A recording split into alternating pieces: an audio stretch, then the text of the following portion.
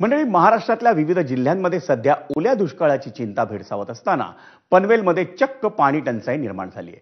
पनवेल महापालिका हद्दीतील कामोठे, खारघर आणि कळंबोली या परिसरातल्या रहिवाशांना ऐन दिवाळीत पाण्यापासून वंचित राहावं लागतंय।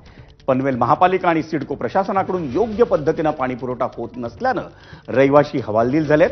अपुरा पाणी पुरवठा आणि वेळोवेळी कधीही येणारं पाणी यामुळे लोकांना कामावर जाणंही जिकिरीचं झालंय।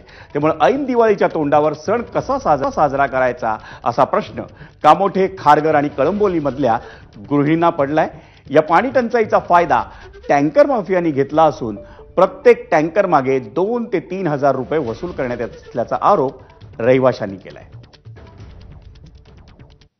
घरात प्यायला पाणी आम्ही बिस्लरी आणायचे, वापरायला जेवणाला यूज करू शकत नाही पाणी, आंघोळीला यूज करू शकत नाही पाणी। मग आम्ही बिस्लरी आणून पाणी यूज केलं तर त्याचा पण दुष्परिणाम, आजारी 15 दिवसामध्ये आमची पूर्ण फॅमिली आजारी पडलेली। आमचे काही मेंबर्स, कमिटी मेंबर्स रात्री 1-1, 2-2 वाजेपर्यंत जागे असतात का की आता पाणी येईल तेव्हा पाणी येईल, बघूया आपल्याला पाणी येते की नाही येते। ते पाणी नाही आले की नाईलाजाने आम्हाला प्रायव्हेट टँकर्सला परत फोन करावे लागतात। जी गृहिणी नाहीये स्त्री तर जॉब करणारी, मला सकाळी घर 6ला सोडावं लागतं, पण अशा वेळी पाणी नसेल तर प्रश्न पुढे खूप गंभीर उभा राहतो। बऱ्याच वेळा माझ्या सुट्ट्या सुद्धा झालेल्या आहेत पाण्याच्या समस्येमुळे। यावरती काहीतरी महानगरपालिकेने तोडगा काढणं आवश्यक आहे।